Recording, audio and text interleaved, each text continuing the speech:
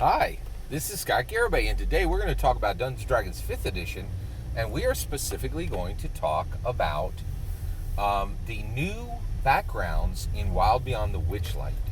Feylost and Witchlight Hand. Okay, so there are two new backgrounds in the Wild Beyond the Witchlight book. They are really fantastic. I love them, and I want to just give my opinion on both of them. And I also want to define both of them for you. All right, here we go. All right, so there are two new backgrounds. So background, of course, like the traditional backgrounds from the Player's Handbook are like soldier, acolyte, entertainer, entertainer. There's quite a few of them. Urchin is, as a background. A guild artisan, a charlatan. There's some really cool ones. And first of all, I wish more was done with backgrounds, but I can't complain. I think it's backgrounds are a fantastic addition to 5th edition over 4th edition, and backgrounds is handled better in 5th edition than any edition of the game ever, in my opinion. Okay, more consistently and more usefully, right? But there are two brand new ones in Wild Beyond the Witchlight. So let's talk about the Feylost first. Feylost is a background where it's so beautiful. Like, it's just, check this out. Feylost, if you are Feylost, you as a child went into the Fey and then came out when you were an adult, okay? So you got lost for a period of time in the Fey. Now, one of the things that's really fascinating about the Feywild is the Feywild deals with children in a very unique way, right? So basically, I think if you go into the Feywild as an adult, it can be quite dangerous. But there does seem to be this unwritten rule. By the way, I love unwritten rules. Hockey is a sport with probably more unwritten rules than almost anything in the world, right? There's just a ton of unwritten rules for hockey, right? Like, all the players know them. It's carried down by by verbal direction, right? But they're there and they're important, right? And one of the unwritten rules for Feywild is, like, children aren't harmed. Children are brought through. They're generally protected. Almost nothing there will really harm them, right? And so this is an idea that you became lost in the Fey when you were a kid and then bounced back out at some point. I love this. I think what's really unique and special about this background is it's so incredibly unique, right? And it's just it's wonderful and delightful, and really like nothing else, like any other background. It's just really, really unique and awesome, and I love it. And it gives your character some really cool aspects. It can physically change them, like they have a tail, or like just weird stuff, and it's just really fantastic, and I absolutely love it. Let's talk about the Witchlight Hand. So Witchlight Hand is, so basically the Feywild is a background. The Feylost is a background that is specific to the Fey, right? Like, so the Fey are aligned with the elves. They're aligned with with a location, the Feywild itself, right? So the Feylost is specific to. It's fairly generic, right? But Witchlight Hand is crazy specific. It's like you were a hand, someone who you were a helper at the Witchlight Carnival, not at a like a magical carnival, at the Witchlight Carnival, right? And so it's saying you were a carny at the Witchlight Carnival, right? Brilliant, love it. I think it's really, really cool. A great background, right?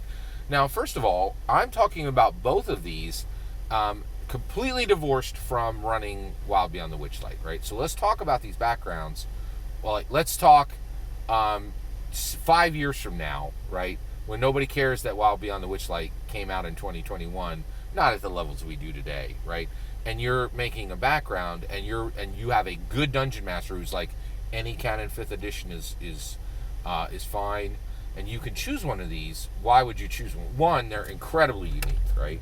The other thing is, I really love this Witchlight Hand one, because making a background for Witchlight Hand for a campaign where you're never going to play in the Witchlight in the Wild Beyond the Witchlight adventure is fantastic, right? Because it gives your character this really unique background, right? And you could use this almost anywhere, right? That's another thing that I this whole idea of the multiverse is really starting to take shape, right? One of the things is, so I'm running a Leonin, right? And I caught a little bit of flack from my players. They're like, hey, you're in Faerun, but you're a Leonin, right? Like, that's kind of weird because Leonin are native to Theros, right? I'm like, well, you guys are aware Faerun is like totally filled with portals, right? Like, and a lot of people are like, and I would say, well, I'm looking for another Leonin, and they're like, you're never going to find a Leonin here. This is Faerun. You guys are native to Theros, right? There's Faerun is Swiss cheesed with portals, man. Like, it's ridiculous how many portals there are, right? So basically you could be running in a Curse of Strahd campaign and have a Witchlight background, right? It's very simple. And the reason why is it is the multiverse, because all these worlds can be connected through portals and dimensional gates and, traveling that are just regular spells in Dungeons and Dragons. You don't need, you could absolutely have a Witchlight hand background, and it doesn't need to be connected in. You don't need to run. You can get that 3 years from now. You can choose that as a background, and it's completely. And your dungeon master could have no intent of ever bringing you through the Wild Beyond the Witchlight background, the Wild Beyond the Witchlight adventure.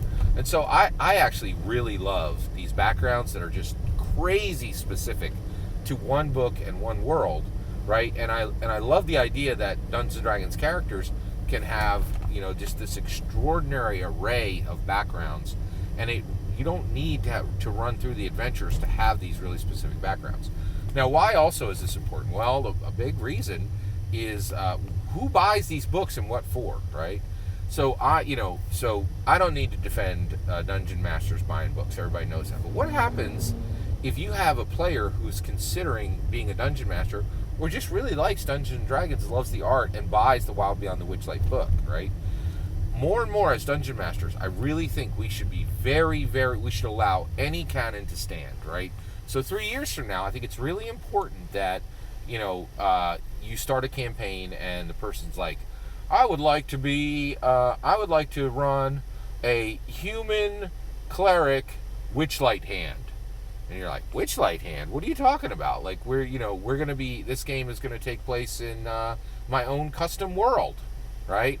And you're like, well, this is, it's from this canon book, and, if your world doesn't have any dimensional gates or can't be accessed by portals, fine. But if even a single portal ever opened there, then I could be a Witchlight hand in your world, right? Like, my parents came through or whatever, right? And so I think it's really important that we very carefully preserve the right and reasons for players to buy these books, right? And every time we say, no, you can't run this, you can't run that, you can't have this background, you can't have that background, right? What we do is the player goes into the friendly local game shop and is like, oh, I have one of these jerk DMs who's like, I got a custom world, you're not bringing your Witchlight hand into my game, right?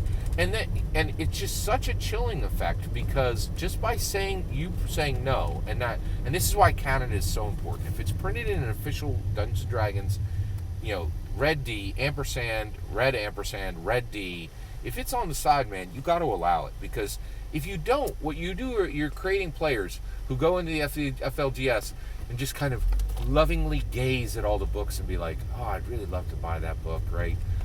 Even if I could just use, one race from it or one background from it. But when you're like, oh, everything comes through me, man. But if you say from the beginning, hey, if it's in a D&D book, you can bring it into my game. I'll figure out how to deal with the problems, right? I'll make sure the problems are there. But I want every book available to you as a player, right? I want to encourage you all the time to buy every book possible off the shelves, right? That helps Wizards of the Coast. That helps you. That helps the Dungeons & Dragons community, because those people are more likely to become dungeon masters, right? But every time you start a new campaign and you're like, this is my own little homebrew, and, which, hey, make your own world, no problem, right? But just say, hey, your player, you run what you want, right? Like, you run whatever race, class, and background that you want to run. I'll fit it into my world, and I don't really need to bend over backwards. Dimension gate is a thing, right? Like, and so just make sure that you are never, ever, ever creating players who go into the FLGS, lovingly look at the books and go, there's no point in me buying these books because I know my dungeon master is going to say no, right? Say yes, right? Help yourself, help your players, help the hobby. Don't say no to Canon. Don't. It's just a bad idea from a lot of perspectives, right? It just harms in so many ways, and it helps so much if you just say yes to Canon. So that's the point of this video. Say yes to Canon. Do you agree? Do you think that you should allow that whenever you create your game, no matter what feel you're going for, you should allow your player characters, if it's in a D&D official book, they can run it, right? And you'll deal with the questions of how did this person get there? What does it mean to have this person in there? But the freedom that you allow those players and the ability to just allow players to buy books whenever they want, knowing that they're going to have a place to use that content, is trumps your like, oh, I want to really make this super bespoke world, right? And that it's just better. I'd love to hear your thoughts. Let me know in the comments below. Please consider liking and subscribing, and have a wonderful millennium.